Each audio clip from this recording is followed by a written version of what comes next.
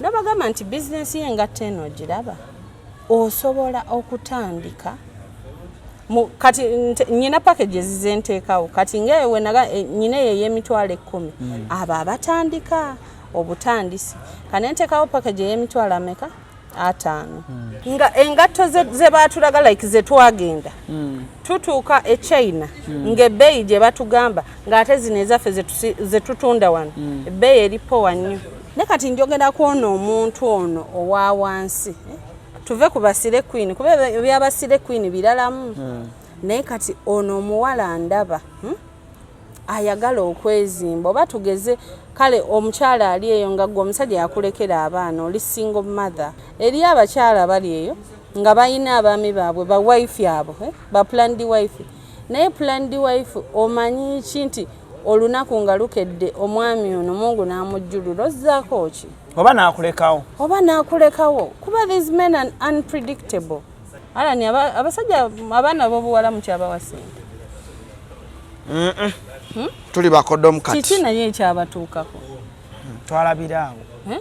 twalabirawo nga naffe boteeka omukono mu nsawo teguvaayo olunaku lukeera n'ojja n'okola n'okikuba enkeera n'okomawo n'oyayuuya wangi naye ate nga tolina kuggwamu maanyi olina okupushinga kati 2 ezo ojja ssanga omwana ow'obuwala ng'ate inadde ajja kwagala ali emmere ya mutwalo gumu n'ekitundu wano ku Hasi Beauty Parlor tuli bakafulu mu kulabirira n'okuyooyoota ensusu tukola facial ne tukupepeta ka feesi ne kawewera ng'akabebi tusiba n'okkola enviiri mu buli musono songa mu kukola pedicure ne manicure tuwekansa tusala enviiri mu buli musono ate bwe kituuka mu kukola makeup tetumanyiyo mulala tuli muyenga ku Tank Hill Road okuliraana Italian Supermarket mu basement essimu tuli ku noti 72 682 953 teweerabira saluuni egenda okujjayo bulungi bwo n'ekitiibwa kyo ye Hasi Beauty Parlor a world of beauty. Okay, kale mbaniriza nnyo ku mukutu CRUZ exclusive ALLANCRUZ gemanya nyongero baniza kuyona jimusinzidde okubanga ate mutulabya. Assalamu alaikum wa rahmatullahi ta'ala barakatuh. Obulamu butambula butya gwe andaba yonna gy'osinzidde. Olunaku olwaleero twatudde dda wano ku Landstar Hotel wentera okutuula n'abagenyi bange ab'enjawulo naye njagala okutegeeza ku show gye tugenda okukola olunaku olwaleero nti oli Bulaaya omwana akumenye oba abaana bakumenye naye obanoonyereza ebyokkola oba naawe omukyalo oli waka otudde naye ekyokkola ebyaddala ssente ozirina naye ebyokkola byo byabula oba ebyokkola byagaana. Ngenda nkyusaamu Katonda ennaku zino ndeeta abantu abalina obwongo bwa entrepreneurship kubanga okukyakala abayimbi ba comedian ba TikTok bibaawo naye at least ne bwofuna abantu 13,000 oba 12,000 abalabye sheeno naye ng'olina ky'okyusiza mu bulamu bw'abantu nze ate oba kinsanyusa ovulya. So olunaku olwaleero nasazeewo ne ŋŋamba nti kanfuneyo omukyala gwe nnyinza okuleetanga n'atuula ku katebe kano ne tunyumyamu omukyala oba abawala abato mutandika mutya bizinensi ompulira mu kibuga okusuubula okwetandikirawo so buli omu ayogera ebigambo bingi neetaaga miliyoni 10 okutandika okusuubula bwe kijja ku bakyala ne batya bwe kijja ku bakono nga man kizibu mukko but mulimu munnange abawala abato abali mu kibuga omwo bakoze ssente basuubula Chaina basuubula e Bulaaya yonna eyo naye nga yatandika kintu nga kiri simple yatandika akantu nga kali simple so bw'otunuulira obulamu obwo bwonna bwonna n'ojja ng'otunuulira so mukwano gwange naye yali akinnyumiza ne mugana naye lwaki tojja ku show naye nkukyasanga n'obulya ku bawala abato nange mwennyini ng'omuntu njagala okwezimba njagala okuyingira bizinensi naye ffenna tubitya bola osuuzi nga bawuza emisolo n'otyamu kono ezizo n'ozizzaayo naye bo babaddemu batya ye munnange emisolo egyo bagisasula batya ku CRUZ exclusive koyinza okuba nga ate ofuna amagezi weegatyo ndina omukyala yatuuse dda Hajati tugenda kuba tunyumyamuko Hajati. Assalamu alaikum. Wa alaikum salam wa rahmatullahi wa barakatuh. Oli otya? Alhamdulillah ndi bulungi. Oli bulungi. Mashallah. Manyize mu bulamu bwange nyumirwa nnyo okulaba ku bakyala abasiraamu. kuba omukadde anzaala mukyala musiraamu. Mashallah. Omukyala anzaala mukyala musiraamu. So kati abakyala basiraamu ate nga amanyi okwefaako kinyuma nnyo okulabako. Kituufu. Wabale kwefaako. Mashallah. So weyanjulira abatulaba n'oluvannyuma tutandikiraawo. Alhamdulillah tujja kuyita. Assalamu alaikum wa rahmatullahi wa barakatuh. Musibye mutya abakyala n'abaami abandaba abali ku ALLANCRUZ. Omulungi ali andaba mpitibwa Shifa Jashim, CEO Shifa's She World. Jashim ye mwami? A family name. Family name? Ye Haji? Mama I feel like family name. Yewaka. Family name Yewaka. Wow. Oli otya? Ndi bulungi Alan ogamba otya munna. Okola mulimu ki kuba tuyinza okuba tuwulira Shifa's She World. Ntunda ngatto. Ngatto zitya? Ntunda ngatto z'abakyala, ez'abaami, ez'abaana. Basically ekikwatagana n'engatto. Kyendiringiramu nga wowulira erinnya nti Shifa's She World. It's a world of shoes. So gwe weesuubulira? Nze neesuubulira. Ozijjawa? Nzijja Chaina, ezimu ne wano nzijjawo. Shifa. Kati awo wennyini wetugenda ogenda. Kubanga bw'otugamba nti weesuubulira Chaina? Yes, neesuubulira Chaina. Ani yasooka okuyigiriza ogenda osuubula Chaina? Ani yakwata ku mukono? Story ya Chaina eyo yali yankwata ku mukono. Waliwo mukwano gwange. Okusookera ddala nga tusuubula wano. Wetwali nga tusuubula wano kale nga womanyi ebintu nga bitambula. Kati mukwano gwange oyo nampa amagezi ali awo mwami, he's a family friend by the way. Najja nangamba nti Shifa omanyi tusooke tukezeseeko tugende Chaina eyo. Batugamba abantu abagende Chaina tebakola ki? Tebasigala kyekimu. Munnange nga tukola ki? Tuplaninga lugendo lwaffe. Tugenda tuplaninze nga womanyi first time tebibeera byangu. Kati bwe twatuuka plan zonna tuzikoze ne tusettinga off ne tukola ki? Ne tugenda. That was before COVID, I think, around 2018, 2019, around there. Ne tugenda. Ala nsijja kulimba. First time okusuubula Chaina. Tebakulimba si byangu.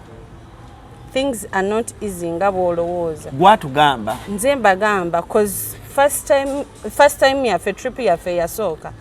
Twatuuka ku kisaawe bwe tuti. China. Abaana ne bajja ne jjukira abaana bakago bajja ne bakola ki? Ne babakima.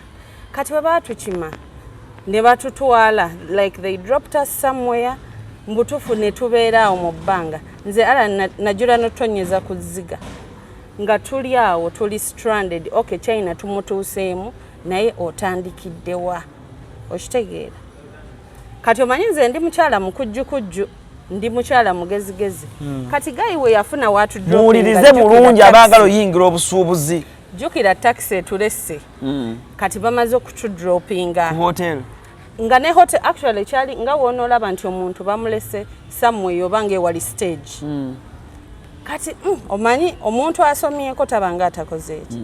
Kati ntandika nkozesa olukujjukujju ngamba kati leero tukoze tutya.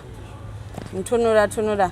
Omuntu gwe nali naye he wasn't, sijja kwogera nti yali nengamba naye kati wano nze nyina okukola ki? Nze nyina okukipika tuzizzaako ki? Nga ngamba mwannyinaze gwe yasoma kati bino nze bikoze eki? Binyinza okutegeera nze omanyi bulungi oluzungu sirumanyi.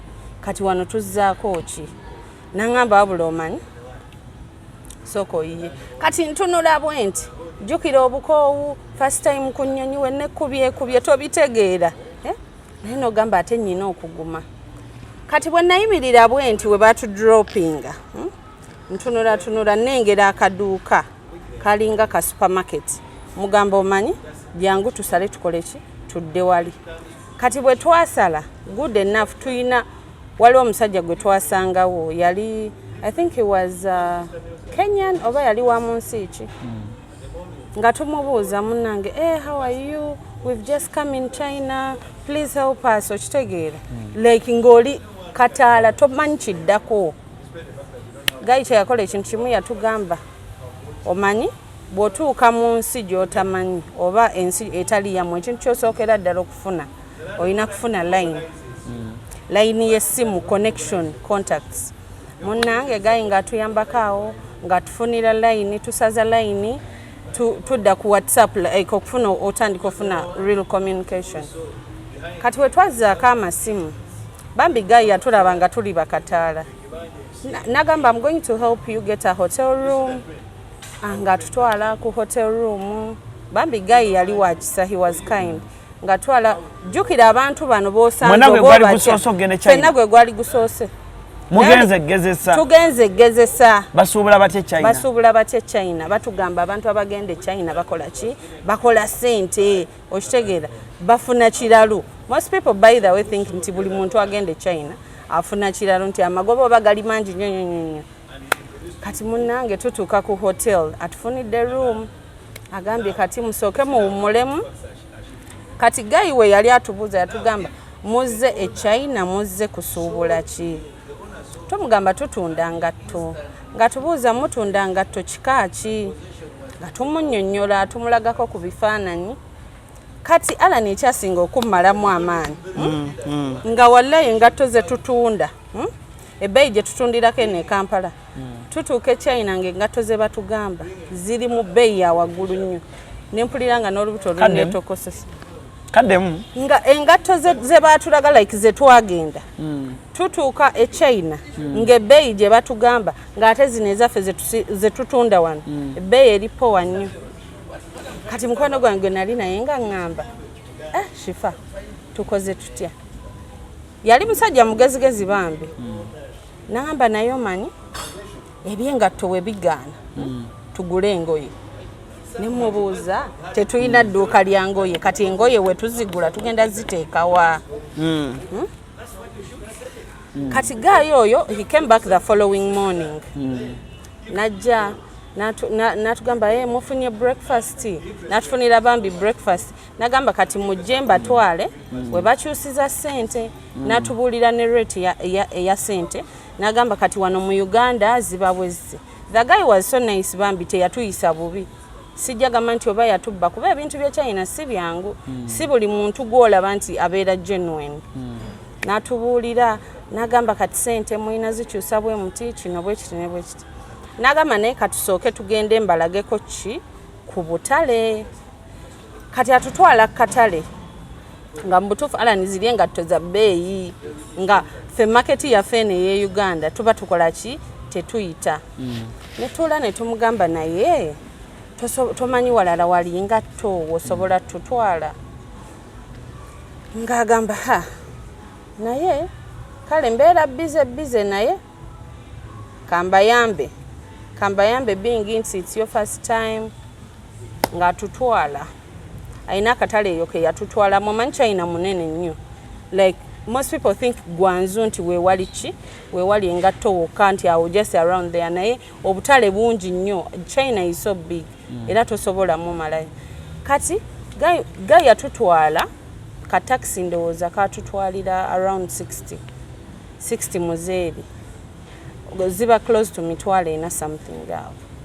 We drove like around 40 minutes nga kati eshale kye yatutwalamu nga waliyo ezo Nyingi najjukira tumulaze nti twagala ki twagala layisi atututte mu kitale. It was a very big market. Abachina twatuuka eri nga mbutuufu ne Uganda they don't know about Uganda nga n'oluzungu lwennyini tebakola ki tebalumanyi. Kati era nga omanyi omukujjukujjaawo nenfuna ka translator ogezaako okukola ki ocommunicating. Katulaba Abachina abayina ku ngatto ze tusobola okukola ki okumatchinga ne price yaffe ne Kampala gye twagala tukole ki tutundiremu. Naye ng'engatto ezo batandikira mu pieces nyingi.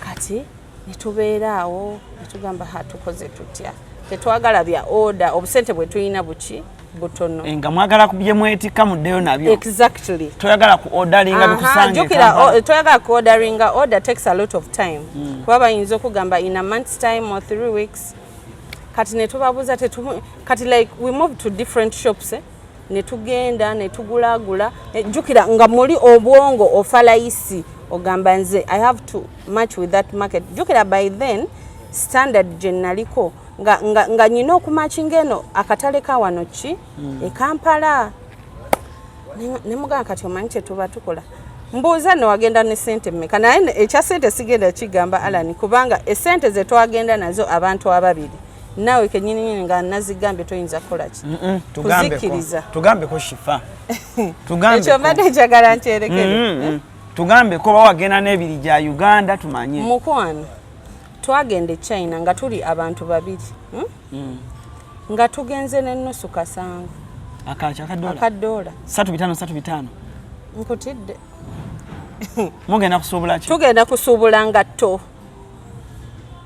bino byenkugamba Allan mwayingira n'ennusu kasanvu nkutidde ate nga kasanvu ako koolaba ke kaliko hotel room ke kaliko accommodation kulya biki na buli kimu oshegera jukira ticket twali tumazo gikavaringa kati tukuta akasanvu kaffe oli bro wange gwe nkugamba gwe nagenda naye nze yali kashi yange ensawo ya sente ze nkola ki nze njikwata katuyina akasanvu kaffe tuli abantu aba babiri kati bwetwatuuka mu katale ako ne mugamba omanyi tunoonye layisi asemberayo ddala ne tutuuka tulina wetwatuuka tulina wetwalaba engatto ng'engatto ziri ndooza mu sente za Uganda baali bazitunda 13 oba ku 35 kati oyo bro wange nali naye naŋŋamba wano we tutava jukira tugendedde ku layisi kati ate mu bwongo tuwulidde kye tukola ki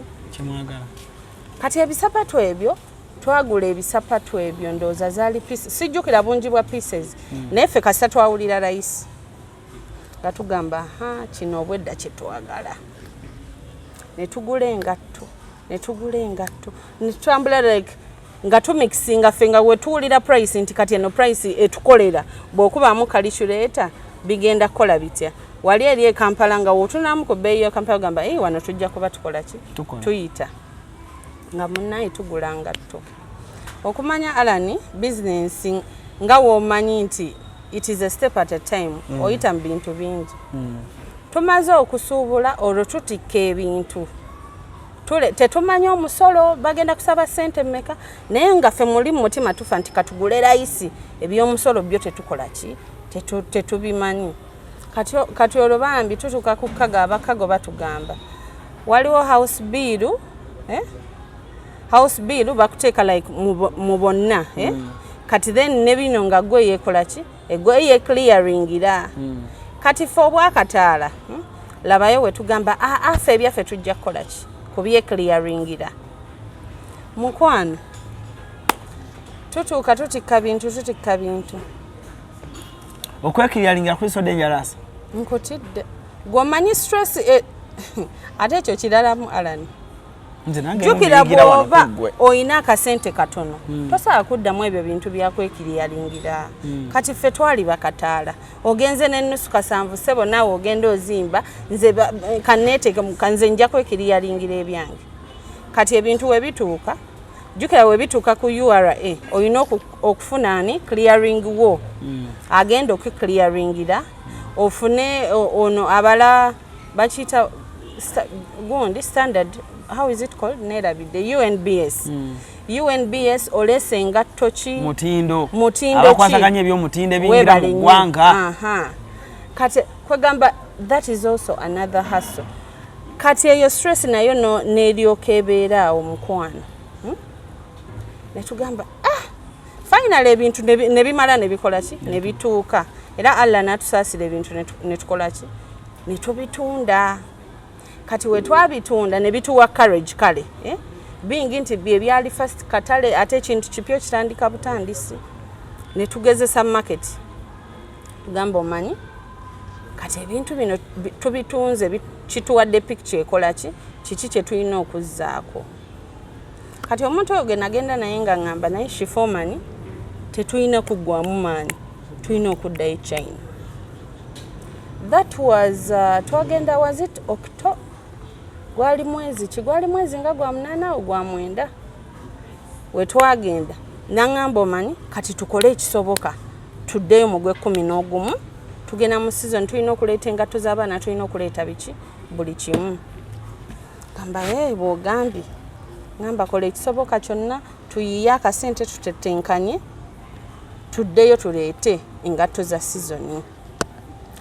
Bwe twatuuka it was November nga tukola ki nga tuddayo jjukira wali eri mu kusooka kati nze nali mpiikinze CRUZ bw'oba ogenze China eyo buli woogenda omuntu ne bw'oba tomuguleeko pika card gwe kasita woolaba oyingira mu dduuka ly'omuntu pika card kubanga card ezo zikuyambako kubanga nze Allan wallahi singa tezaali card ezo natuuka nenzijjayo nenzitereka nga siina na hope oba ndiddayo baki but card ezo bwe nakomawo eno jjukira tufunye programu endala eddala ngamba omuchina oli waliwo gwe nalaba kati nengenda nga ntandika okukebera mu kadzi zange bwe twatuuka omulundi ogwokubiri tuddayo nga ngenda ntuna mu kadi era nga ncontacting abo ki abantu bwe naba contacting era nga tugenda nga tukola ki tubalaba kati this time round ate twayagala okwefuula ababede nti katukole ki tukozese order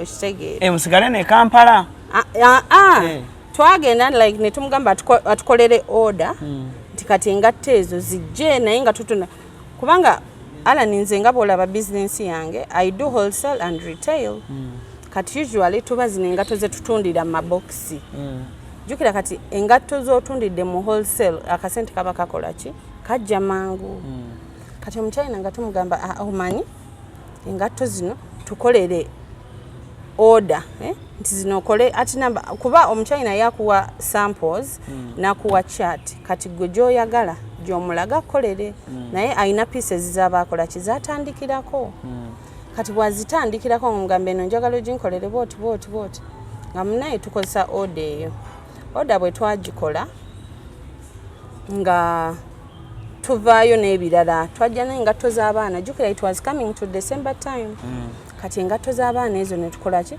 zo ne tuzitikka ne zijja naye nga n'eri order bwekola ki bwetambula kati order eyo mukama yatusaasira n'etambula nemala nekola ki ebintu ne actually twamwako deposit nga tumugambye nti bwe tunaatuuka e Kampala tugenda kusindika balance then ebintu byaffe obimalirize obitekeyo ku kago obitikke nagamba okay fine bwe twatuuka e Kampala ne tuyiyayiya akasente tusindike ki balance oyo akati munnange bwe twajja ng'engato z'abaana mukama natusaasira ne zituuka ne tuzitunda ne tutunda nga order bwekola ki kati ate ebyembi covid nakola ki najja ng'emmaali tennakola ki like tennatuuka naye mukama yamala natusaasira nekola ki netuuka ne tubitunda although waliwo challenges along the way nga womanyi ebintu bya covid ebyo buli omu tebyamuleka kyekimu ne tukola ki ebyo ne biggwa kati ate oyo covid ne tutandika chapter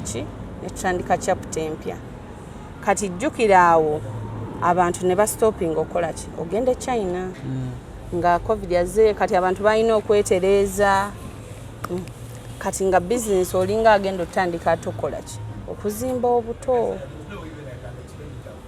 kati not until bwe tutandise like is it ebade covid yakomye which year was it okwamata okuddamu okukola ndowooza 2021 awo kati 2021 nentuula neŋŋamba kaakati like I want to start a new chapter nga bwe mba ntandise chapter eno because I know what to do now omanyi Allan business buli wogibeeramu ne experience nebbanga lyoba ogiruddemu oba okola ki oba otegeera ekyokukola kati nendabamu nti ng'omukyala yenna olina okusitandinga naddala abakyala abali eyo nga basingle mothers bano abekkiririzaamu omanyi nze Allan njagala nnyo okwekkiririzaamu nze seemalaamu maanyi nze ne bw'oba like mbeerawo ne ngamba kino ngenda kikola ntya I have to stand on my own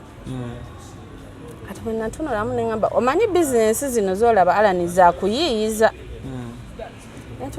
Netunulira bizinesi yange ne ngamba kati nzizizzaako ki kati ngenda kikola ntya.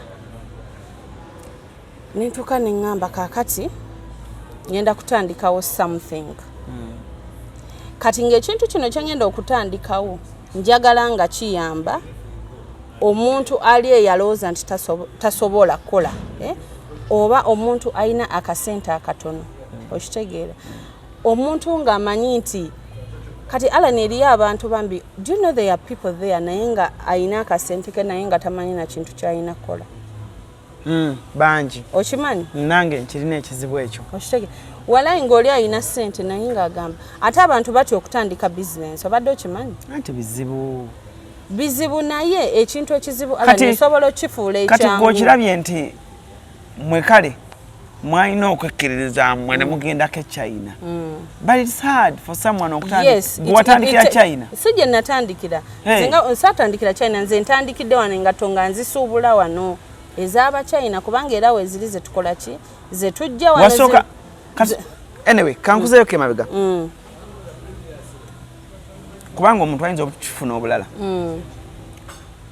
tewatandikira Chaina saatandikira Chaina so watandika naye ne scale ntono kati ndowooza eyo pati ate tusoose ne tugibuuka kuba ombuuziza about that China thing nja kuzaayo kere Chaina ojja kuzizaayo Chaina naye tusooke tuveeyo kuba si gye nakola ki gye natandikira nze entandikwa yange natandika bizinesi y'engatto nga nsuubula wano okitegeera kati Allan nze bwe nkubuulira ne capital gwe natandika naye actually omwami oyo gwe njogeddeko oyo omwami gwe twagenda naye Chaina right now edduuka eryo lyendimu it is the reason why I have that shop kubanga edduuka lyali lirye naŋŋamba mwannyina zomanyi tuli eyo bakukyalo kimwe tuva wamu like tulina that kind of relationship ey'omukyalo kati naŋŋamba shifanga bakunkwasizza nti ki oyagala kutandika business oli muwala mukozi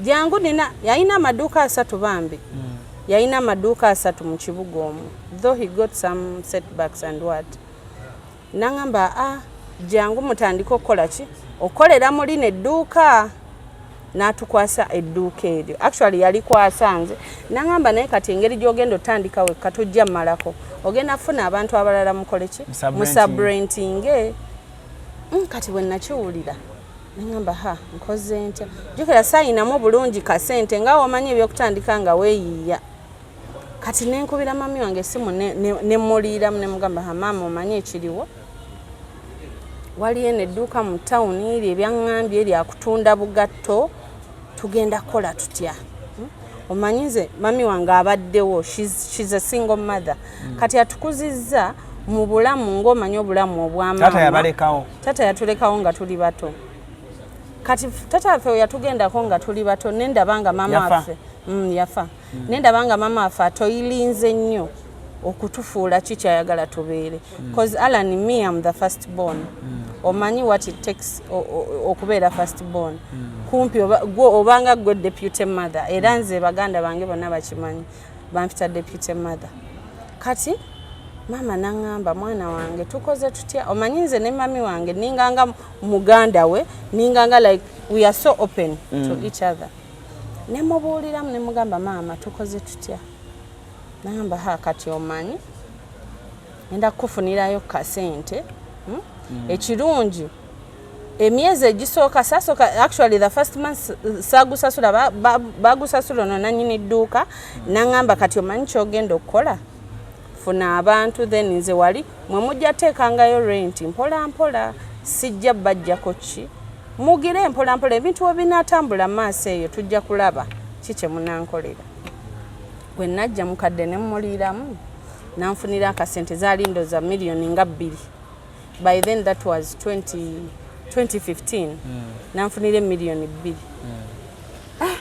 nesoka nentunuulira miliyoni 2 nentunuulira edduuka dde n'amasa gonna gakola ki gantunuulidde ngamba kati ngenda kukola ntya naye neŋŋuma nze Allan we neewaayo kola ekintu nkikola mba mugumu kati edduuka eryo amasa nasoka engato neziteeka mu masa agasooka ndoza $2 million by then obugato twasuubulanga engatto zalinga walinga yezetano ebitano nga box roughly box yakola nga oba emitwalo nga gyalinga 23 something olumu ng'ezimu zikola 21 kanesoka nensuubula obugato obwo bwa flat nasuubula ndowooza zaali box nga 8 nenziteekawo bwe naziteeka mu nsuubula wano nga nsuubula wano ku Chaina wano nsuubula bu flat buno bugato wano waliwo Abachina abasuubuza nawe ayagala ogende China osobola ogende China yes wano waliwo Abachina bye tusuubulako nawe ayagala ogende China okwereetera ebintu byero bw'okusobola okukola ky'ogenda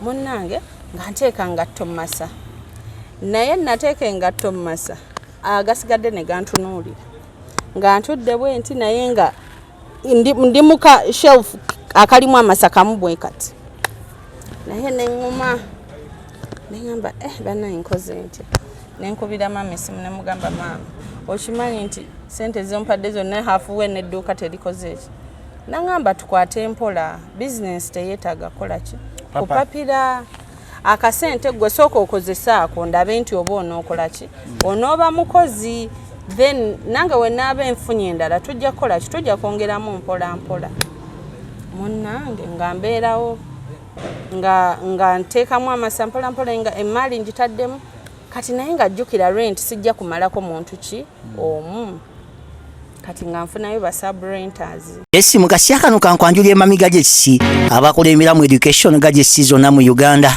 balina tablets z'abaana zonna mu bikanga Samsung, Apple, Origimo ate nga balina n'esiina keyboard balina ebimotoka by'abaana ebimundu essaawa bags z'abaana bottles container ng'ogasseko ne building blocks balina headsets z'abaana balina smart watch zonna ate nga ziri Origino balina wireless charger ate nga basisinkanibwa wali ku Pioneer Mall edduka li PA11 ate ng'osobola bakubira ku 0703-69-69-04 gambye ekikwasagana ne education gadgets zonna oyina kwekwata mami gadgets kubanga yasinga.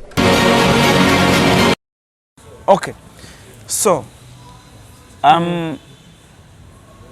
osuubula oteeka mu masa nteeka mu masa era tebimala naye enguma kati bwe nafunako bano abantu abasubrentinga edduuka ne litandika okukola ki okuba ng'olaba liwezaawezezaamuko ku maali nga ne rent tukola ki tumusharinga kati we nabeera n'abo abakyala wasooka ku kizimbe ekyo ekyo kyenyini kyendiko nayiga kyembazi kyembaddeko all the years era kwenkyali kati tutuuka babeera omanyi Alan ebintu by'abakyala si byangu ebintu by'abakyala bano si byangu kati ne tutambula for some time but along the way we got issues nga omanyi ebintu by'abakazi buli omu naakola ki n'agenda ne bandeka mu ki mu dduuka edduuka ne ndisigala mu nsi nga lya bbeeyi naye nga nkola ki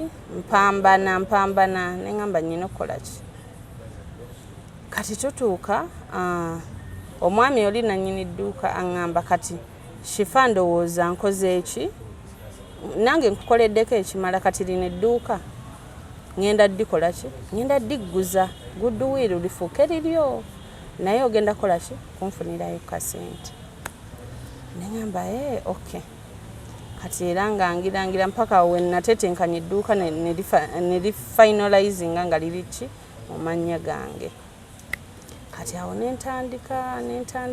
nentandika okupushinga ekintu nenkipushinga mpaka we nakola ki we nastandinga farm neŋŋamba kati nga nange awo mpulira ndabira ddala yes this is it kati nsobola okutoyiringa mpaka emaali that was awo nga wayiseewo emyaka nga jukira 2015 kati ne tutambula those years mpaka wetwatuukira awo ate mu gundi ya 2019 awo nentandika ebyokugenda ki Chaina that was the first time. So kizibu ki ekiriwo okupenetratinga mu market mu kibuga kuba muli bangi before actually nga tunagenda na Chaina gwe biki byewalaba awo ebizibu eri omwana ayagala okutandika okuyingira omwana ayagala okutandika okuyingira bayira nze Alan bojjane ku dduuka lyange location yange engeri gye lirimu weebuuza n'okwebuuza naye ggwe n'abantu bajjayo because actually the challenge gye nasinga okufuna mostly nga ntandika abantu bano abakumalamu amaanyi jjukira stoko yali mutono mu dduuka location y'edduuka lyange ne bagamba mwenga muli waggulu nnyo n'abantu batuukayo nagamba abantu nga bajja ne bagamba naye gw'onoomalako nange zaakedi ndaba bamu waggulu nnyo oshegeera because tuli ku NC4 level yaffe kati olinga ajja edduuka lyange jjukira liri mu kasonda bweriti omulyango guli mu kasonda ogenda bwe kati olinga agamba naye ggwe n'abantu bajjayo onoomalako naye wallahi Alan abantu abaŋŋamba nga bonna abanjogerera saawa zino n'engato tebakyazirimu okitegeera naye nze ebigambo by'abantu saabifokasingako kubanga nali manyi what I wanted so kati omuntu yenna ndaba ali eyo bw'oba oyagala okutandika business focus on yourself manya mu mutima gwo kiki oyagala ki kuba nze natuula neŋŋamba nze we naviira ku campus Alan ng'emirimu gibuze wagenda ne ku campus nkutidde ndi muyivu mukwano wakola course ki nakola human resource management n'obiteeka emabbali nembiteeka emabbali kuba nakola application ne zintama ng'okola wano ate we will call you ate biki nakolako bazaalinga mmeka ne ŋŋamba naye nkola kinfaaki ngenda we natandikira awo ne nnyingira okuyiriba obugatto watandika mu kuyiriba nze Alan kati nzinenga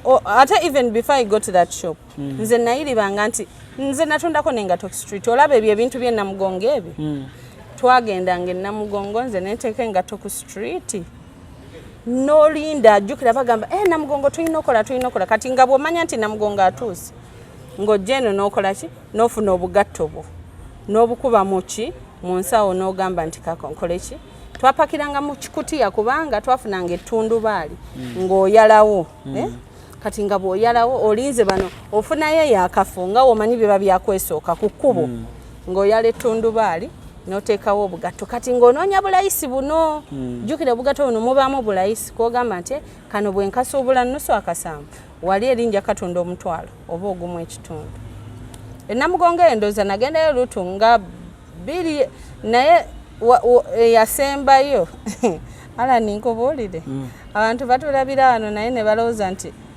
oba nti buli kintu okijja ku silver plate nagenda ennamugongo Alan omulundi ogwasembayo ne ŋŋamba nze siridda nnamugongo tolaba nti ebyo bagamba era abantu baba banje era mukwano napakira engato zange zonna nga we nazitwala naye nga womanya abo abalamazi batambula yenna najja akagera akafufu ekigere kya brown jukira of course omuntu ogula engato alina okukola ki okugyegezaamu bannange bayambala engato zange Alan neziguba naye ndooza navaayo ntunze peyeeza 3 kupeya nga mekazi wagera nazo nayina ndooza peya nga 8 naye bazambadde bazigubiza kano tekantuuka najjamu kano tekantuuka kammeka nedda osedde nnyo okitegeera kupeya 8 ze natwala navaayo nkubalansinga nga baguzeeko peyeeza bannange nabasaasidde juzi wonna ku Sande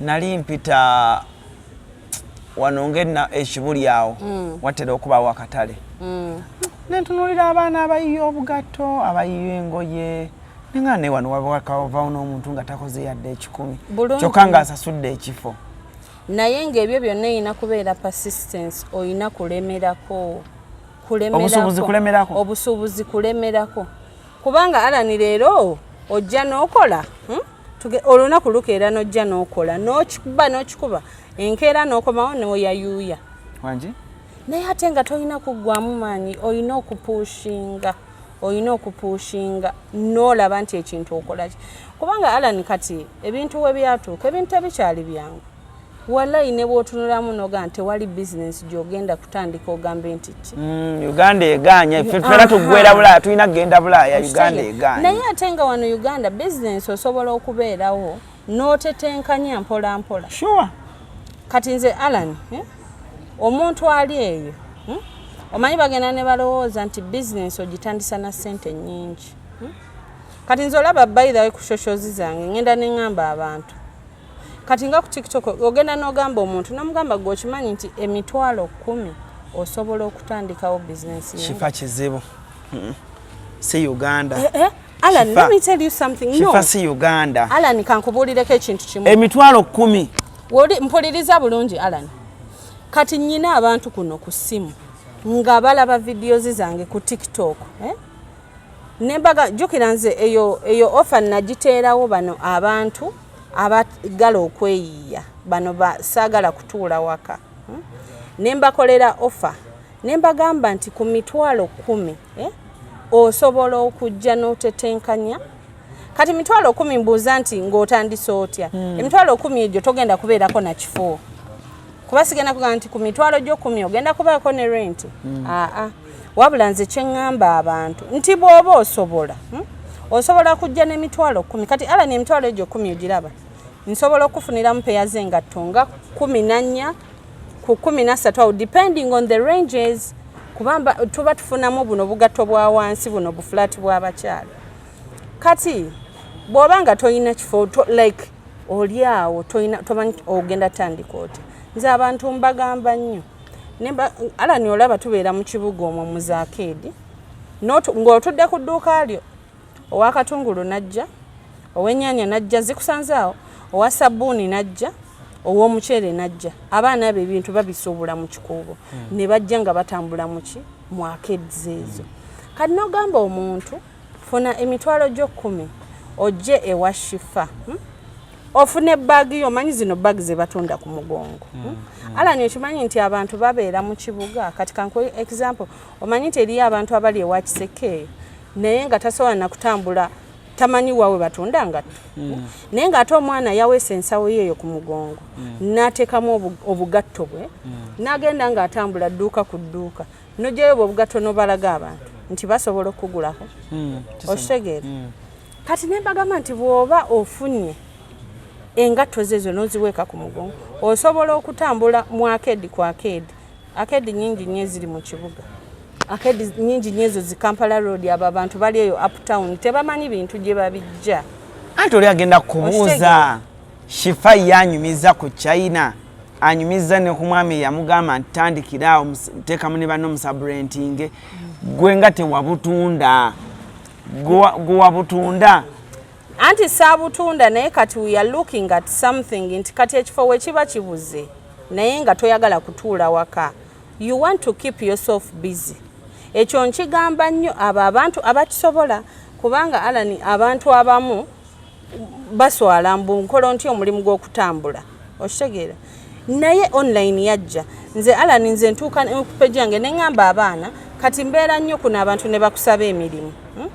N'omugamba mu kifo ky'okunsaba emirimu gyo nange naginoonya gyakola ki gyambula. N'omugamba kale mu kifo ky'okunsaba emirimu omanyi kye ngenda okukolera. Mpe ennamba yo nkuteeke mu group yange mwensindika ki ebifaananyi by'engatto. N'omugamba engatto ezo wemba nsindiseemu ebifaananyi teeka ku status yo. Abaana bamanyi okozesa Snapchat. Bangamba Snapchat okwo okubeerako abantu bagulira ddala engatto. Simanya Instagram. Ne muganze bwemba nkuweereza ebifaananyi ebyo teeka ku status yo. Bw'oteeka ku status yo kasitoma bw'aba ayina akagatto kalonze osobola okujja ewange n'oŋŋamba nti Shifa nafunye kasitoma kana akagatto bwe kati ne bwe kati akagala mu size ki bweti. Tugeze bw'eba ngatto nga nkondo. Engatto eyo bw'oŋŋamba bw'otyo nkuweera ku bbeeyi ey'obusuubuzi kuba mmanyi naawe oba oyagala kukola ki kweyiiya. Engatto eyo bwemba nga ngisuubuza emitwalo 3 bw'ojja n'oyogera nange nja kugamba it is okay ngenda kukola ki ngenda gikuweera ku bbeeyi ey'obusuubuzi kubanga naawe ogenda gitunda okole ki ofuneko. Kati Alan bw'obanga otadde ku Snap oba ku WhatsApp ebifaananyi ebyo n'ofunayo abantu ne ba orderingako payers zo 3. Engatto gye nkuguziza tugeze emitwalo 3 oba 3.5 n'ogitunda emitwalo 5. Kubanga buli omu yamanyi wa settinga price ye ku kintu ki. Katonda nakuyamba n'otundayo payers zo 3 inadde ng'olidde amagoba ago ng'obe nga togiriddeko nusu mutwalo oba ofunye sente mmeka oba ofunye amagoba ga sente mmeka on 3 pairs. 3 pairs bwe nga togiriddeko mmeka? Ogiriddeko mutwalo. emitwalo 3 tosasudde rent okitegeera oba kiba tekirina kyekikwongerako kiba kirina okitegeera kati ekyo kyeŋŋamba abantu nti oli ajja kujja kugambe nti shifa gwe walina kale ku ntandikwa oba nti walina omuntu eyakupushinga naye kale gwe tolina muntu akupushinga naye still nze nkuwadde gana amagezi nti osobola okugakolaki okugakozesa ate n'ekirala Allan eriyo abantu ng'ali eyo ayina ssente ze ali awo tamanyi kiki kyazzaako nabagamba nti bizinesi y'engato eno ogiraba osobola okutandika kati nyina packages zenteekawo kati ngaewe nyina ey'emitwalo 10 abo abatandika obutandisi kane nteekawo package ey'emitwalo ameka 5 kati ono w'emitwalo 5 nga ye mba simukoledde nti ateekawo mu buno bu flat shoes bokka wabula mutabulira ate nze usually bw'oba ozze ewange kuba nze Allan oba nina mutima gulumirirwa like omuntu bwangamba nti I'm going to start nfunamu muli omutima neŋŋamba nti cause usually olaba abantu bakola business naye oli osobola okugenda omuntu mbutufu nakuwa old stock oba nakuwa ebintu nga byakwata tebigenda tambula nakuwa enkoloosi engato ezaggwako naye omuntu oyo w'omukolera bw'otyo oba omutima ye bakuyita kutima kubanga ebintu buli we bituula ng'omwadde stock enkadde ate aba tajja kukomawo kukola ki ffe bakasitoma bagamba n'okugamba nti nnyina gye nagenda n'engula ebintu oba emmali yaabwe tetambula oba tebalina mukono gutambuza ngatto okitegeera naye ng'ate si bwe kiba agenda obbikulagako okitegeera agenda obbikulaga n'omugamba wagula ngatto ki nga mubutuufu engatto ze yagula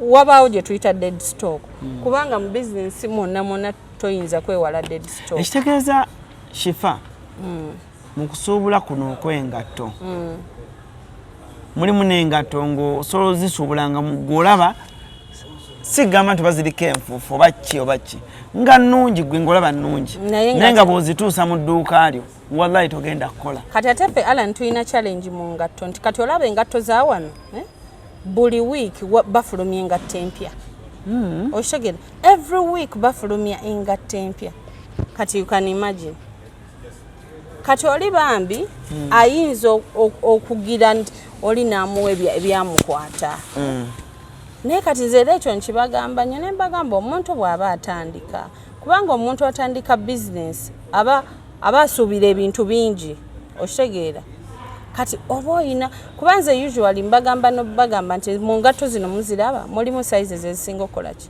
okutambula kati bw'oba ogula bw'oba otabikamu olina okumakinga sure sizes zino zikola ki ozimikisinga kati mu butuufu omuntu n'abanga agenda okutandika ekintu naye nga naye akola ki ng'ogenda omusiikingamu something muli like for the love of the business agende ng'akola ki akitegeera kuba omuntu ayinza n'okujja n'ogamba kakati shifa obugatto buno ngenda butunda mbutwala naye ngenda butunda ssente mmeka okitegeera nga ne ssente zayagala okutunda ayagala gwe aba akola ki ate jjukira anti abamu ayinza okubabuuza ekyo nga kati katugambe shifa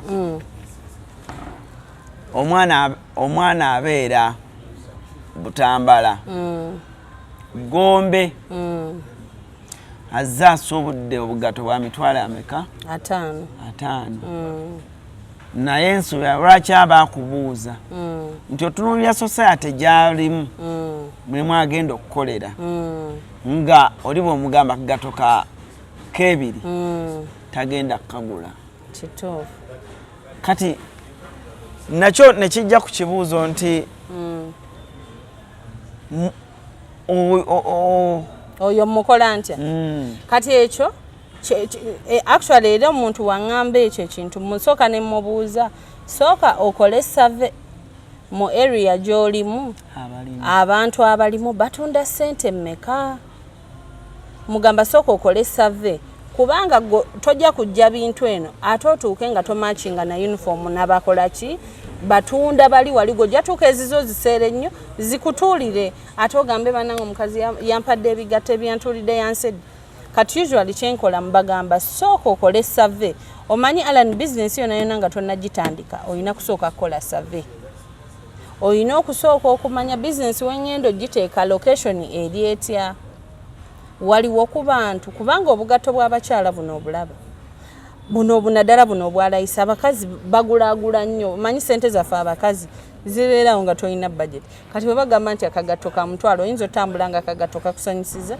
n'ogamba kankagule kati usually mugamba market yo woogenda okukoleramu wali watya sooka omanye engatto eziriwo bazitunda bateera bbeeyi eyimiridde etya kati gwe ng'ojja ng'oŋŋamba kati nga mugamba aha kati gwe ogenda kutwala muziri mu range bweziti ne bweziti oshitege kuba kati alani olaba engato nga gye nyambadde engato ya bbeeyi oshitege tosobola mmala gasuubula ngatto eno olowooze nti n'ogenda gitwala somewhere nti omale gagitunda kati ate zino zirina klasi zaazo okitegeera kati engato ogiraba nze njetikkulira nze njereetera eno era n'ebbeeyi gy'erimu ogiraba nti ki kati gwe tosobolako era nga ogenda vamitiyana wali eri abantu baagala ngatto za mitwalo 2 okeera ku makya otwala eno engatto okitegeera kijja kuba era eno engatto ya mitwalo 6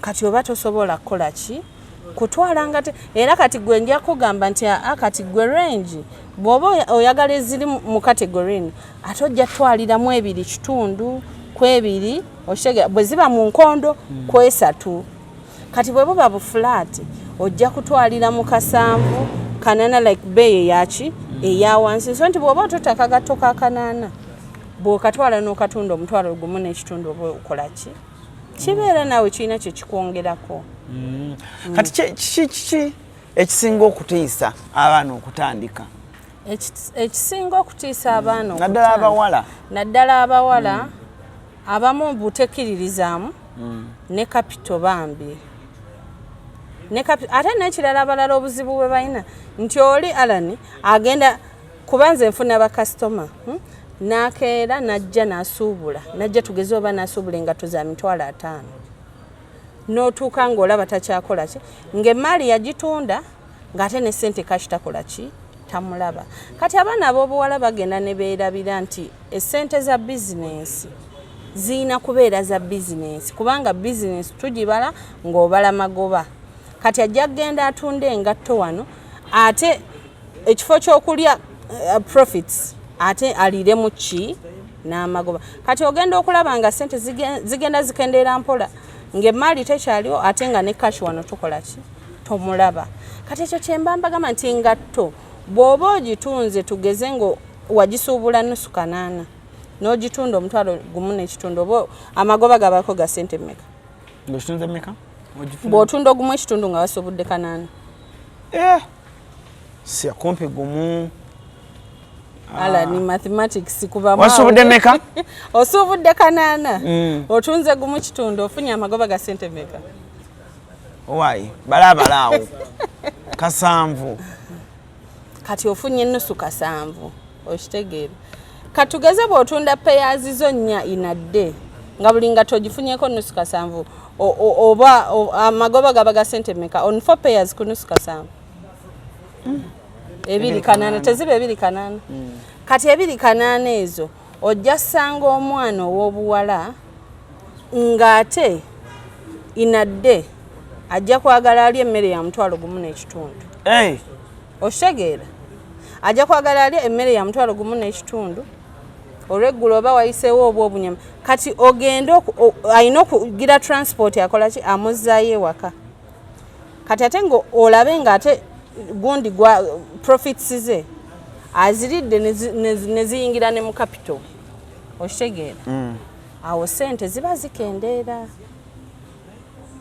okitegeera so abaana ab'obuwala abali eyo abandaba oyina oba nkuyite kwerumyamu alani ffenna ebirungi tubyagala naye bw'oba tonnatuuka like tonnabyulinga capital kwerumyamu kyetaagisa okitegeera ojja kwagala osibe akawiigi ak'emitwalo 2 naye nga like are you ready like for what you're doing okitegeera kuba nze nzikiririza nnyo mu kuzimba ki capital kubanga alani olaba abaana ab'obuwala ennaku n'abasajja banna ze simanyi oba abasajja bakyagaba ssente alani abasajja abaana b'obuwala mukyabawa ssente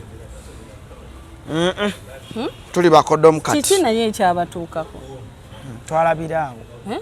twalabiraawo nga naffe boteeka omukono mu nsawo teguvaayo naye ate nga nabebawa nno gye bali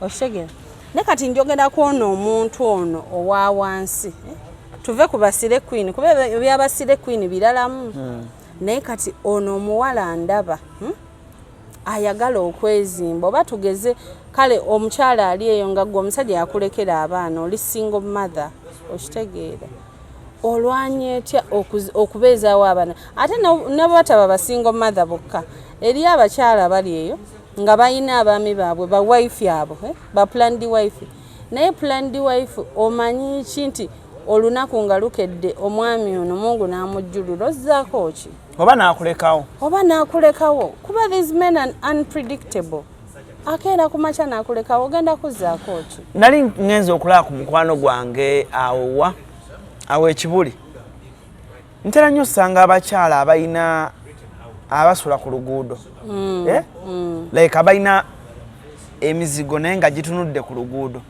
olina omusanga asimula bulungi akabalaza ke n'ateekawo obugatto kano naye emitwalo 10 gisobola omukolera kyekyo kyenkugambye obuuziza nonga emitwalo 10 ddala really gisobola maze nenkirowoozamu okitegeera kozi nze mbagamba nobagamba olaba abakyala babeereyo ku mizigo eyo abasiiba ewaka mbutuufu osobola okukuba akatimba bwoti n'okateeka kasawa banga wayitawo ku bantuntu osobola oteekawo akatimba n'opangako obwo obugatto kale n'oteekawo ekipande kyo n'ogamba oba nti one pair is oba 12,000 kale gwe tobagamba 15 akagato nga wakasuubudde nusukana nagwe kuba akatimbako oteekeko ekipande ogambe one pair is 12,000 kati oteekaawo mu butuufu olabe kubanga alannewunyisiza obugatto basuubula nusu akasanvu gyebuli mukwano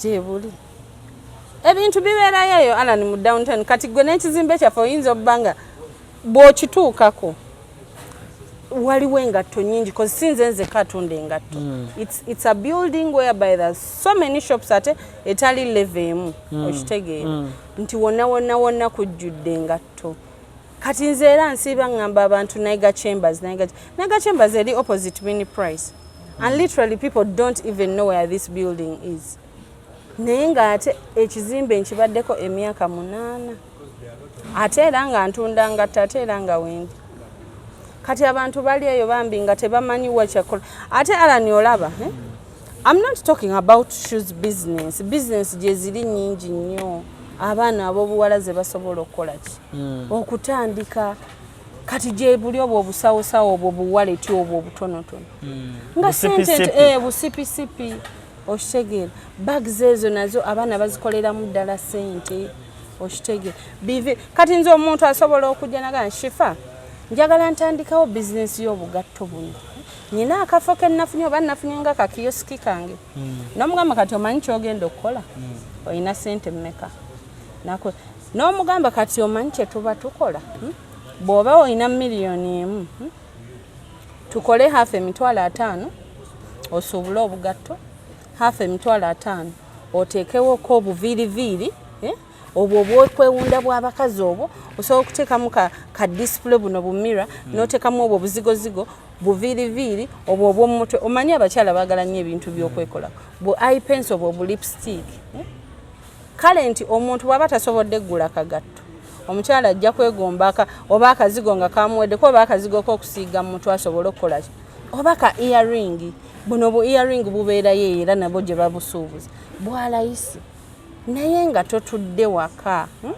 nze omanyi nnumirirwa nnyo omukyala kuba mbutuufu alani nkubulira abakyala bayita mu bintu bingi nze nkuziddwa single mother mmanyi byayiseemu ayise mu bintu bingi ate mbutuufu n'atubeezaawo nga tuli basanyufu okitegeera kubanga ffenna nvuze baganda bange ffenna tusomye era mpaka ffe mama waffe akusomesa mpaka university nze wawe wennewaggulako mu senior 6 neŋŋamba nnyabo nze sigenda soma university sijja bisobola bireka bizi nangamba mkwano ojja kusoma sente yange kati nze ala nasomeranga ku mobs naye nga mbeera nansana nga buli lunaku mama nga mpa transport mpaka ku mobs yangamba nyabo hostel tojja gibeeramu mami wange nno yali mukambwe mukko lwakuba nti nga womanyi nti omuntu wakola kati nandaga nti omukazi olina okubeera bold enough olina okustandinga n'obeera omukazi omukozi.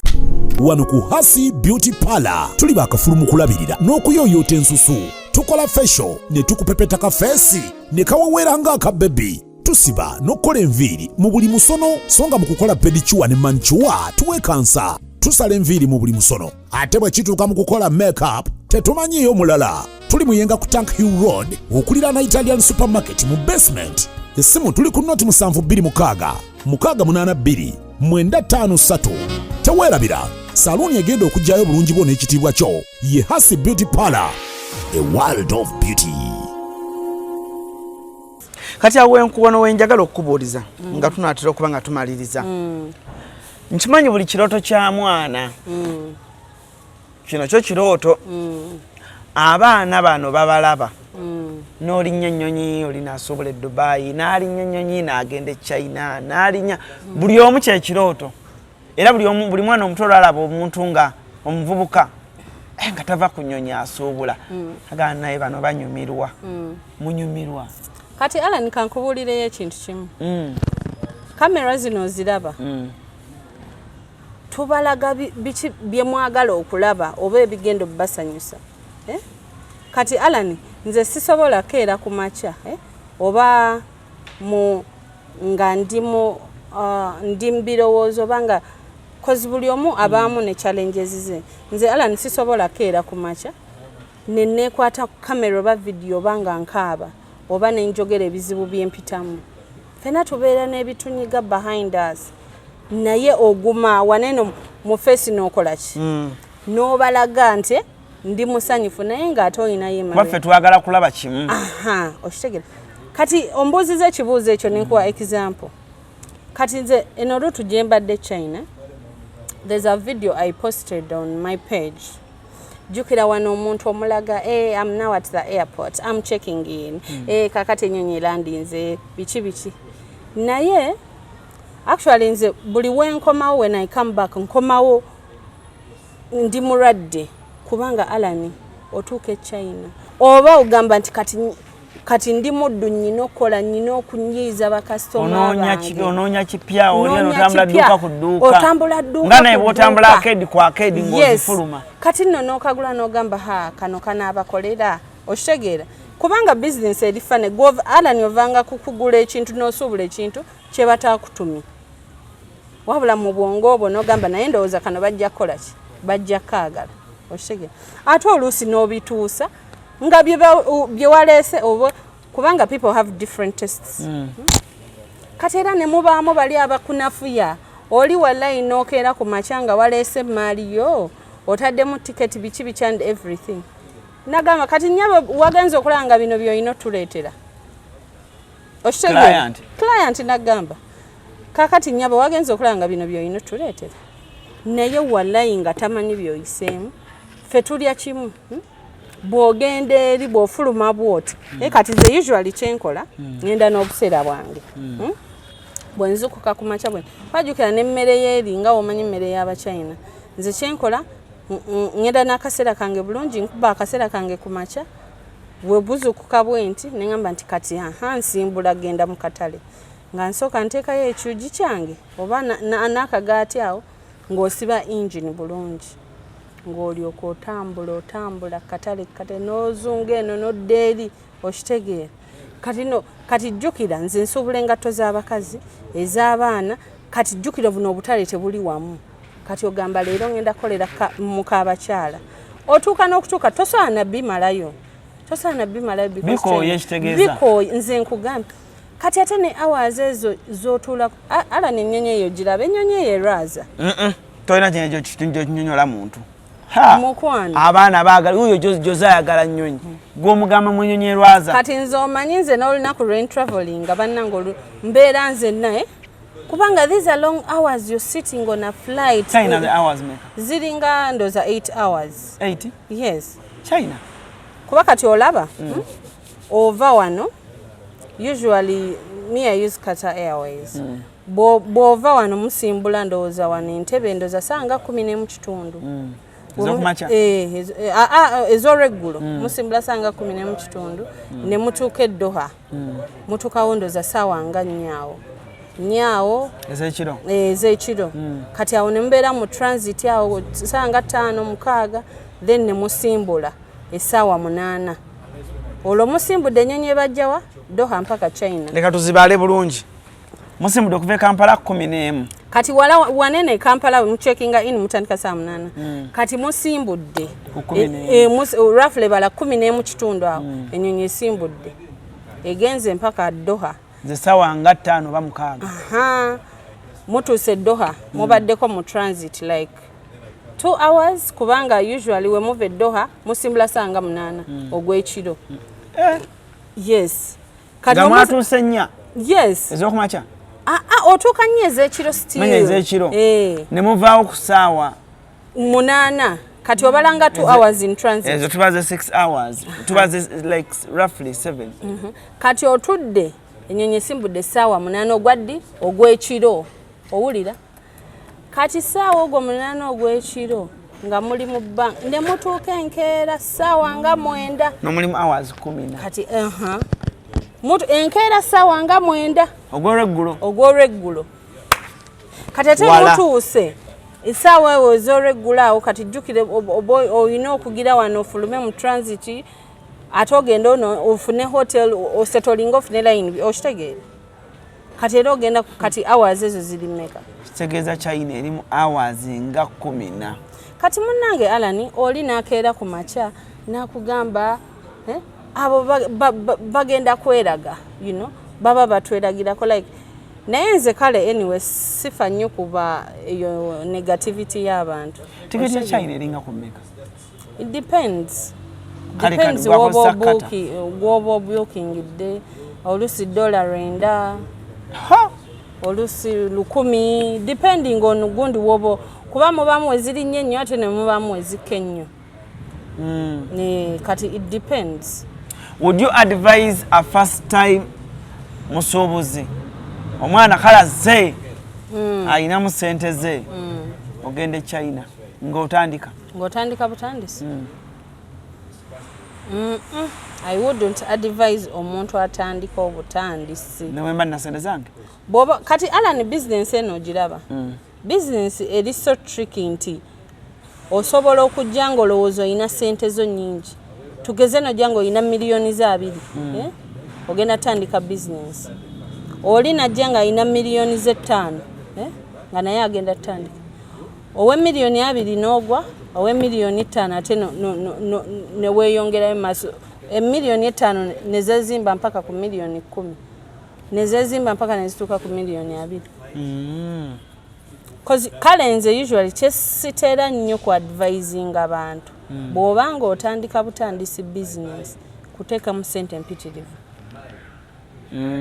okitegeera kuba jjukira ekintu ky'oba olimu kiba kipya omanyi omulimu omupya n'omukadde byawuka ekintu kyo kati Alani gw'otegeera nnyo bino ebintu byaki internet kati ate nze ntegeera nnyo ebintu by'engatto zino era Alani ne bw'oba oŋŋambye nti Shifa njagala keera ku makya atandika business y'engatto I can give you tips and guide you kubanga oyinza okeera ku makya n'okwata milioni za 2 n'oyiwayo tomanyi oba byabasajja byebisinga otambula oba byabaana byebisinga otambula oba byabakazi kati engatto z'abaana oziraba Alani zitambula mu season zitambula mu season yes nti mubaamu season obugatto bw'abaana we babanga babugula nnyo ate ne zibanga ez'abakyala zezitambula ennyo oshegera kati zivaringa zino engatto buli omu ebaako ne gundi so nga ate buno obugatto buno obw'abakyala buno obuta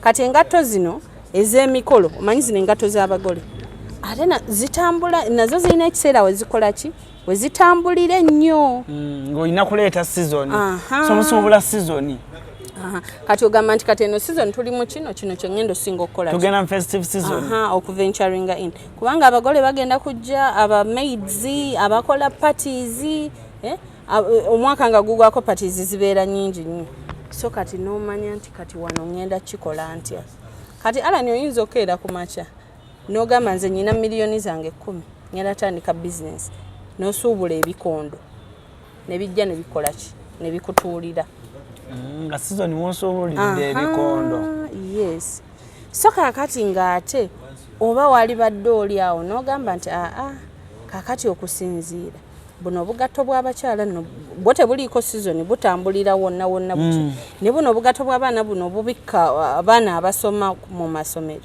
nabo bukola ki kanogenda well osobola okutabula ng'olina variety naye ng'otegedde nti kiki besi yange esinga kubeerawa okitegeera kati omuntu ojja kuŋŋamba nti omuntu atandika osobola okusuubula China kati ogenda China kale tugeze osuubudde nkwe example ki nti kale kati mpa example oyagala genda China oyagala kusuubula ki first time yo olina sente zo oyagala genda China suubula ngatto z'abasajja sneakers it is your first time kati ogenda ovudde wano ne sente zo osuubule China olw'okuba munnange olina sente zo ogenze leeta ngatto z'abasajja naye tomanyi ngatto z'abasajja ki ziriko zitrendinga ojja kuleeta engatto nga katale teriko nga tebajagala okitegeera kubanga bino ebintu bya fashion Allan bibeerako kati mu basajja n'obeerako nti kati nene engatto yeekuba eno yeeriko mu bakyala ne wabaweera akagatto nga ke kakubye hit ke kakola ki kati gojja genda oleete bambi ebintu ate otuuke nga mbutuufu ebintu byoleesa oliba oli awo byaggwako dda obanga tebakyagadde ate weevume okitegeera ogambe omuntu ono yaŋŋamba ŋŋende nsuubule China so kati kiba beta omuntu nga tonatandika suubula China n'osooka n'oventuringa in n'osoma market eyagala ki sinyingiridde mu season ki weebale nnyo ekyo kiba kikulu kuba kyemmanyi bagenda kukubira ddala bannyinange abali e Saudi eyo nga bagamba twawulidde naye ng'oba oli awo ekiseera kyagenda okuddiramu ne business yagala okukola kati ate ekyo nga bw'okyogeddeku actually waliwo omuwala yankubira era yaŋŋamba nalabye TikTok yo page yo nga musuubuza obugatto naŋŋamba naye nze ndi eno naye bwenkomawo njagala ngule ng'obugatto ye business jinjagala okukola ki okutandika ne mugamba kakati mukwano olaba engatto zino tosobola kusuubula nga bw'otereka kozi yali aŋŋamba mbuye ampeereze nga sente mbu tuterekenga mpaka wanaakola ki wanaakomerawo asange ng'emmali yeekoze ekiyengera ne mugamba nedda mukwano saagala nkukolera ettima kozi nze Allan me am a genuine person saagala kukola muntu byakiyaaye ne mugamba mukwano olaba engatto zino bw'ogamba nti ogule opayiringe otereke kati ffe buli wiiki tubeera n'engatto mpya bw'onootuukira okukomawo ezo engatto zijja kuba zaakola ki zaggwako dda wabula bw'onoobeera n'otuusa n'owulira ng'oli ready gw'ojja kuleeta akasenteko otandike n'ekola ki n'ozoonoosanga ze tutambule nazo zikola ki eziriwo ate era n'ekirala Allan osobola sigamba nti sente ezo zonna nga bw'otandika osobola oziyiwamu omulundi gumu osobola okugamba tugeze nyina miliyoni zange 5 kansooke nkole ki ngoleke engatto zange oba za miliyoni 2.5 nga bwenkola ki bwensoma embeera nga ngenda bwennyongeramu mpola kubanga miliyoni emu osoosoka n'okola ensobi yes nakola ensobi miliyoni emu kati ate naawe wennyini osobola kubanga ebintu by'otutte tebigenda kukola ki kutambulirawo wabula bano bonna abantu abajja ba clients obo b'ofunye abawalkinga in be bakuwa ki ekyokukola ki ekyokukola bagamba leero nno nafunye olunaku abambuuza binniigiina nga balinga 5 kati ate jjukira gwe wazza okusuubula nga niigiina tukoze ki tomutaddeemu kati ate ofuna omulala gamba leero njagala ku gatto buno obw'abakyala ate gwe nga tewakoze ki tewabutaddemu kati ate oli ojje nga wayagadde kuteekamu zino nkondo oli agambye tolinaako ku bino bisapatu bisando okitegeera so kati ekyo kiba kigenda kikuwa ekyokuyiga n'ogamba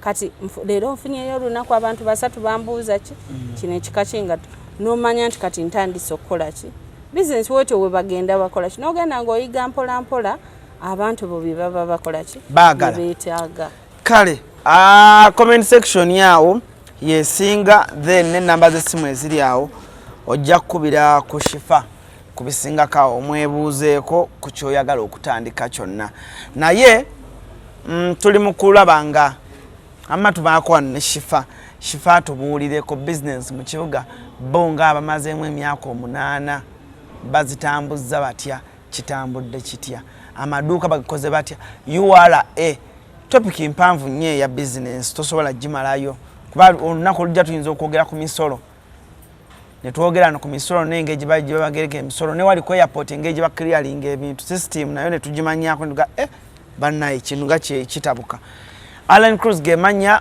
CRUZ exclusive gwe mukutu olina kiwandiagadde osembyayo bampe n'ennamba y'essimu gibasomere kaka kyenyinza okusembyayo nti gwe wenna ali eyandaba teweemalaamu maanyi beera omukyalo omuvumu njogera nnyo ku bakyala abaami bajja kulowooza nti mbalese nnyo ebbali naye njogera nnyo ku bakyala lwaki nti abakyala tuyita mu bintu bingi okitegeera there are so many women out there aba single mothers babalekera abaana nga n'abaami bennyininyini weebali naye nga tebatwala buvunaanyizibwa bwabwe nga ki ng'abasajja nga mama yalina okutoyilinga anoonye ka school fees anoonye omwana we abaddewo atya okitegeera kati abakyala kyennyongera obbakuutira nti muyige nnyo okwekolerera muyige nnyo okwekolerera nti bw'obeeramu n'akasenteko mu nsawo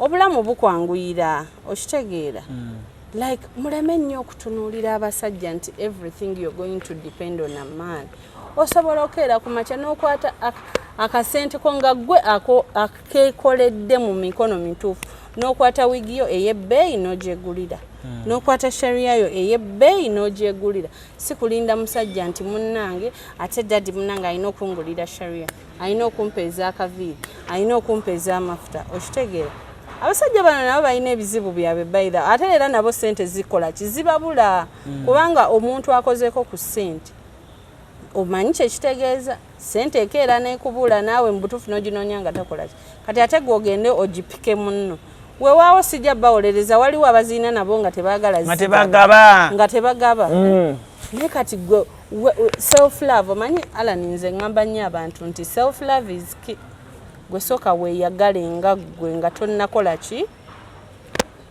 naye nga omuntu yenna ndaba ng'oyagala kutandika business osobola okujja nenkuwa advice ne bwebanga nga business totally interested mu ngatto because I have friends who sell bags nina mikwano gyange abatunda engoye ab'amasaluuni ab'obuviiri kati basically ne bw'obanga toyagadde kutunda ngatto gwosobola okujja n'ongamba Shifa I want your time njagala twogeremu tukoze tutya nsobola okuwa amagezi n'olaba engeri gy'okyusamu obulamu ate muleme kulowooza nti omuntu olina kubeera with millions and millions of money okutandika ekintu nedda Alan nga bwenkugambye nti emitwalo gyo10 suubula obugato bwe buteeke kazigo kwobeera kubawo akatimba teekako 1 pair 15 1 pair 12 ombuulire ekintu bw'obeera ng'oli determined osobolera ddala challenges zibeerawo along the way naye ebyo byonna omala n'okola ki n'obivuunuka so kakati omulungi andaba erinnya nga we nabagambye Shifa CEO wa Shifa's Shoe World enamba yange ey'essimu njogera obono enamba yange ey'essimu eri 0700802025 eya MTN eri MTN nno saagikwata kansooke njirabe wano MTN eri 0 ogirina Alan MTN nina Airtel MTN eri just a minute kanji basomere ya MTN wano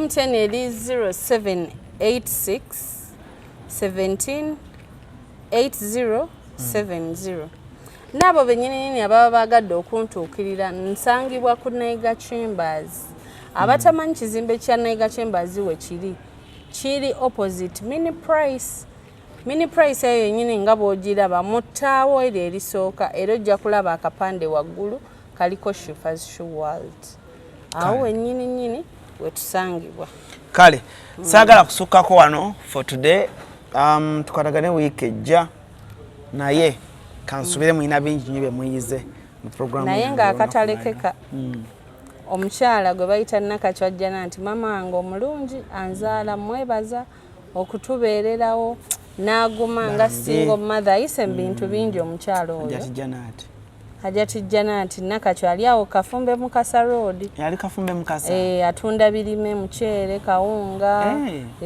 atunda ebyo bintu bya products nnyo mukyala mujagujagu nnyo kati oyo obulamu bwange akoze kyamaanyi nnyo okulaba nga ntuuka wano wendi amina kale neyanze nge thank you so much for now musibe bulungi mwera Esi mukasya kano kankwanjulira emamiga gy'ekisi abakola emiramu education gadgets zonna mu Uganda balina tablets z'abaana zonna mu bikanga syamusanga Apple Origimo ate nga balina n'esiina keyboard balina ebimotoka by'abaana ebimundu essaawa bags z'abaana bottles container ng'ogasseko ne building blocks balina headsets z'abaana balina smart watch zonna ate nga ziri Origino balina wireless charger ate nga basisinkanibwa wali ku Pioneer Mall edduka li PA11 ate ng'osobola bakubira ku 0703-69-69-04 gambye ekikwasagana education gadgets zonna oyina kwekwata mami gadgets kubanga yasinga